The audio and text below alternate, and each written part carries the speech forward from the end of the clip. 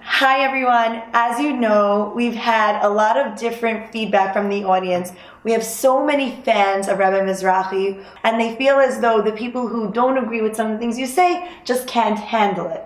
And then we have a group of people who feel very hurt by some of the things you say. And so we're here tonight to kind of bring clarity. Have you ever considered softening your message so you could appeal more to the younger generation? I mix love and fear. First, I show how beautiful the Torah is. Most of the Kiruv speakers do not mix any fear. Rabbi Nachman say, הדרך היחידה לעבוד את השם באמת הוא מיראת העונש. Fear from the punishment. No, Breslov is love. They never read everything Rabbi Nachman said. Rabbi Victor Miller said that from age 6 you have to already make your children understand in life there is a price to pay. People don't understand there is something to lose.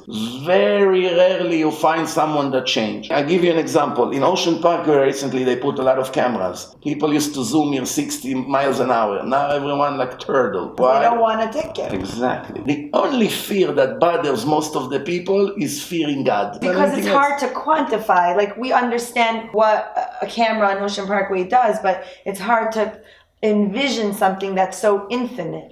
Okay, first you have a point, but the more we'll ignore it and live in illusion, God loves everyone, we all go to heaven, which is totally against the rules and the principle of Judaism, the more disappointed and shocked we will be when we find out our end. But when you bring it to the attention of the public, you have like your own style. I'll tell you where the problem begins. If I speak to an individual or a small group of people, I read the people in front of me and know how to approach them. Whenever a lecture is recorded and it goes on YouTube, you don't have control who's going to listen to it. If you're not going to publish your lectures, how many people you will see? What do you want more than anything? Obviously, you want what every normal person wants to see success of his children. What really makes me eat my heart is that I don't have the ability to get to all the Jews in one shot. Even though we use the media and we get to millions of people, but it's not the way I've been hoping that it will be. What do you say about people who claim they have no control over some of their taivos when it has to do with being homosexual? We could pretend that it doesn't exist within our Frum community. Right. Push them under the rug is not the right way to approach. There is a rule in Judaism. If Hashem commanded us to do something or not to do something, if we couldn't do it, Hashem would not waste his time. We're not robots. However, some things is much more difficult not to do than others. Now you mentioned homosexuality. We have more gays today than ever was reported. I don't know, maybe there were many that were hiding. A lot of people say that. Okay, but I'll tell you what is the cause of that. Now there's massive brainwash in social media. Everybody became pro-gay. It's all of a sudden taking every conversation around. There's a rule in the Torah that many people don't know. אחרי הפעולות נמשכים הלבבות. Most people think if I like something, I will do it and I will do it good. If I hate it, I cannot do it good because I hate it. But the Torah said the other way around. If you want to like something, start doing it.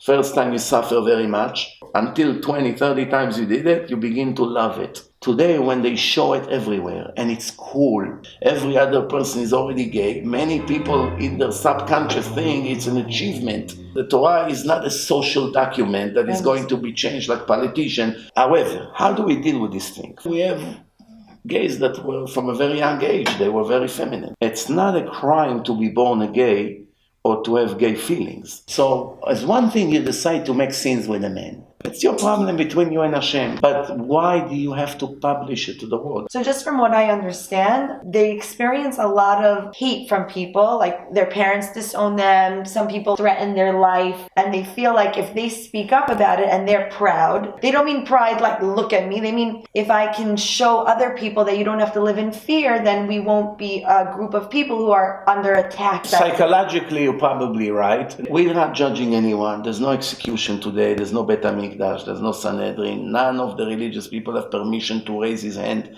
on any gay or to hurt him. When Hashem knows everyone what he does, and he's going to deal with them. Who is the strongest woman that you know?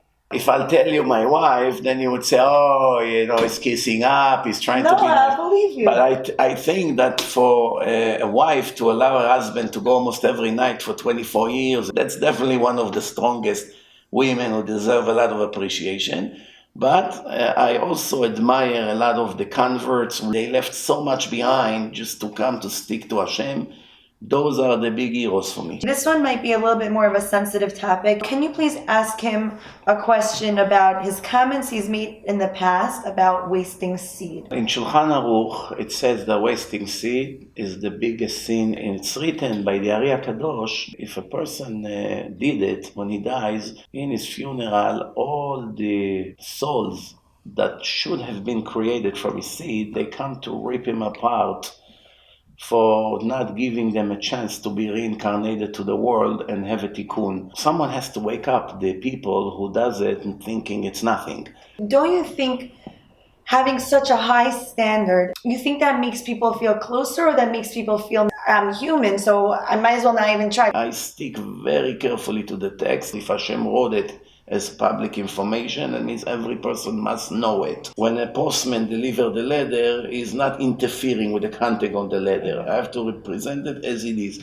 However, the good part here, that although Hashem is very strict in some of the punishments, he also very tolerant when a person does tshuva. Even when he did not finish it, he got on the right path, is already considered mitiyatzev al darkei tshuva. Already changing totally all the punishments. If you did not pay your electric bill for 20 years and you say to the judge, Your Honor, I promise you I'm going to pay all my electric bill. In court here, nobody will give you such an option. But Hashem gives a person an option. Do you think I should cut my sheitel? Absolutely.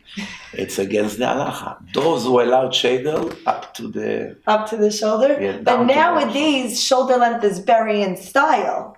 This is nerdy. Style, no style, we have halacha. The longer the hair is, the more attractive is the woman in the eyes of everyone on the street. So if I cut it, can I send you proof on a video? Will you be like proud? I'll make you the most famous person in the world. Really? Everyone know. Okay, it's a challenge. It's a challenge. A lot of girls feel very discouraged when they open, let's say, from a magazine, and it's just white shirts, black hats. It's just hard to look for role models within our community. These girls are forced to look at the Kardashians as a role model. And I've started a campaign for just neck up photos. There are people, believe it or not, that by looking at the face of a woman, they already begin to have dirty thoughts. If we used veils on the street, I would say, of course, our newspapers should be reflective. Halachically speaking, I didn't see anyone that can say clearly it's not allowed. However, so it's saying in Chazal, Poretz gader yishachenu nachash. Some of the customs that are not so important, anyone who will do otherwise, yishachenu nachash, will be beaten by. But why can't we keep the gedarim in places that don't make our Eishes Chayils feel like they're being treated like objects? You could say one message to the haters. Oh,